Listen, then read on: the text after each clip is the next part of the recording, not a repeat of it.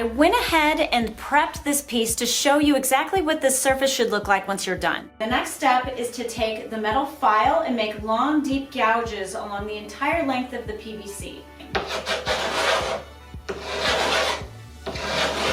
Prepped another piece, and you can see the wood grain detail here with the long scratches as well as some of the cross grain scratches I have on this piece. So go about 5 inches down from the top, kind of eyeball it, and make a mark. And then turn your PVC about a quarter turn, go another 5 inches down from that and make another mark. Continue doing this all the way down to the bottom of the PVC. Now once you finish that, take your drill and you're going to drill at each of those holes all the way down. As you can see, every 5 inches, every corner turn, I've got a hole.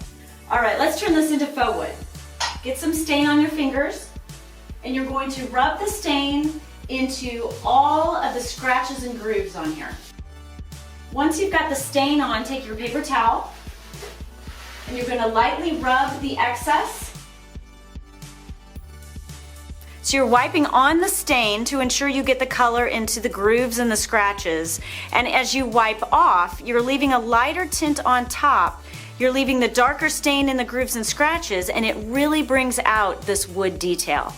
So you're going to stain almost the entire length of the PVC. So our next step is to take the PVC, put it in the very middle of your drip tray, and draw around the PVC so you make a circle. This is going to give us a template to cut out where the PVC is going to fit in. I'll use a box cutter and I'll cut that circle out. So here's what the drip tray is going to look like after you've cut out the circle.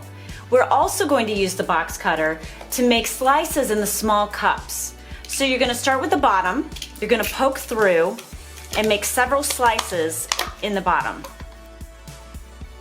Then you're also going to do some triangular cuts along all sides. So here's what a finished one will look like. This is going to help hold the cup inside the PVC, and it's also going to provide some great drainage. So take your larger drill bit and you're going to put a hole right in the middle here. Then you're going to take your smaller drill bit and you're going to drill holes all over the surface. This is going to allow the drainage of the water. Take your coupling and your super glue and the 2-inch test cap, you're going to glue this right down into the middle of the test cap with the super glue. Now this is going to help water from coming up and out of the top of the piece. This is a 4-inch plastic Christmas ornament and you're going to glue that to the top with the super glue as well. Now once the glue is fully dried, you can spray paint the entire piece, and that will pull the entire piece together very nicely. Work your adapter onto the end of your tubing. Okay, let's put this project together. So the first step is to take your plastic tubing and you're going to feed it down through the top of your PVC.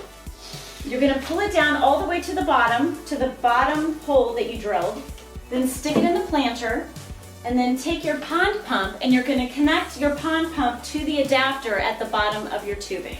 So I've attached the adapter to the top of the pond pump, and I've also angled the pond pump so that way the top goes inside this PVC hole. So that way the tubing won't get any kinks as it goes up the PVC. Next, take your box cutter and cut the excess tubing from the top. Then take the 4-inch test cap and run the tubing through that middle hole.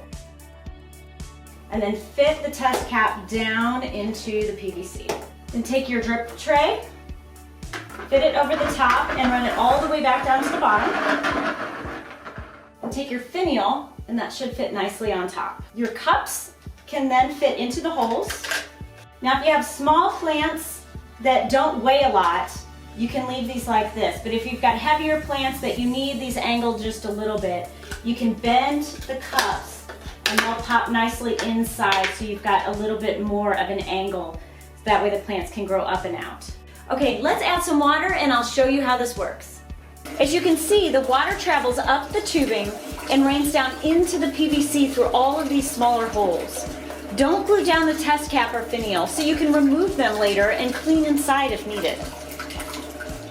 It's a little splashy right now because I have some of the cups removed so you can see how the water rains down inside.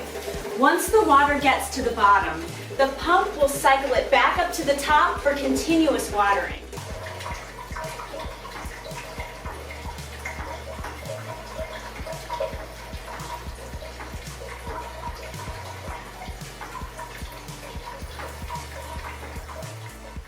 I hope you've enjoyed this project.